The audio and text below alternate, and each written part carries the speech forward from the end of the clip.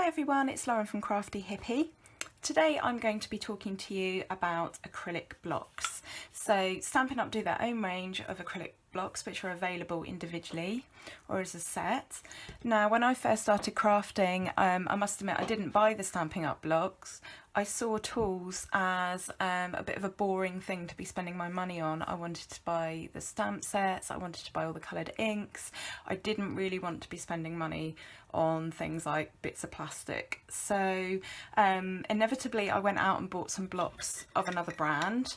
I bought quite a few, as you can see, and I soon realised that there was quite a difference in price and in quality between other brands and Stampin' Up blocks. So this was a different brand that I bought initially, and as you can see they're really thin. They're very lightweight. They're great for the kids.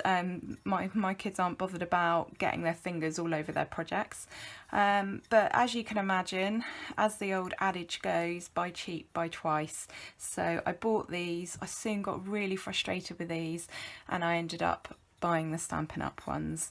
Now they are a little bit more expensive, but they are fantastic quality, so I'm going to talk a little bit about that today.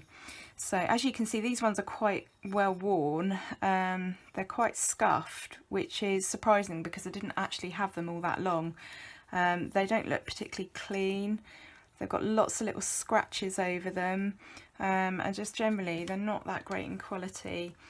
And as I said before, it's very easy when you're stamping with thin blocks to get your fingers in the ink and then all over your project. And I ruined lots of projects, so I quickly realised that these weren't the blocks for me. So to show you in comparison, Stampin' Up blocks are much chunkier. They are heavyweight, so they've got a really nice printing pressure, because they're thicker and they're ergonomic, so they fit nicely in your hand. You don't have to be worrying about getting ink on your project. All you need to be worrying about is getting your sentiment or your image lined up. Another thing that I really love about these is they are labelled, so each one has got a letter. So this one you can see here has got H on it, this one's got A, C, and so on, and that actually matches up to our stamp set boxes. So it says here suggested blocks A, G, B and C, and it also repeats that in the catalogue, suggested clear blocks. So you don't obviously have to use the blocks that are recommended. However, if you are obviously using our biggest stamps, which are the background stamps, which are found on page 172, then you need the acrylic block, which is meant for that. So you can either buy these individually, or you can buy the set. You can find both of them on page 206 of the catalogue. If you buy them as a set, you get 10% off. And there is a storage caddy available as well, which personally I don't have and I don't use. It's not something that appeals to me, but a lot of people do use that. And then you can always buy extras. So I have got a few extras. I've just over time bought an extra one here and there, and it's really great when you're doing mass production of projects. So if you're making invitations, or you know, wedding invites or party invites, or a load of Easter cards or Christmas cards. So for example, this stamp G here, which fits many of our sentiments, I've actually got 2 of those. So if I'm mass producing cards and I've actually got 2 sets of words, I'm not peeling off and cleaning and swapping. I just put both sentiments on and then I can just keep stamping. So they're really great quality. They're long lasting, so it's really worth investing in these. And then, you know, if you look after them, they're going to last forever.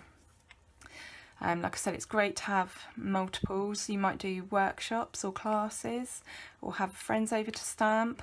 But they really are brilliant, and I've only kept the old ones just because I've got kids that like to stamp and sometimes things get lost and broken. So not that these ones are going to get broken, these Stampin' Up ones. So there's also other things that you can do with the blocks, and I thought, well, that I'm making a video on the blocks I would show you. So you can actually use the blocks themselves for different things. So you can use the block as a surface. So if you're watercolouring, you're doing a bit of painting, you can put some ink on one of the blocks, get your aqua painter, and then you can pick up the ink. So you could have several colours on one block and use that as a sort of a palette really. You can also print with the blocks, so you can get some ink, spread the colour about, add another colour and create like a rainbow effect, and then you can actually print with the block and it gives you a lovely background. So that was with the aqua painter and the ink all blended together. Or you can go another step further and actually just, I'm going to use a small one, use your ink block and again just print, and that, you know, you can create all sorts of looks with that. So yeah, I really recommend if you are a serious crafter, you're into stamping, scrapbooking, any of that, card making, then you know, besides from the fact that I'm a Stampin' Up demonstrator, I really would go with the Stampin' Up blocks. They're absolutely amazing. So it was really lovely to share that with you today. Thank you for watching.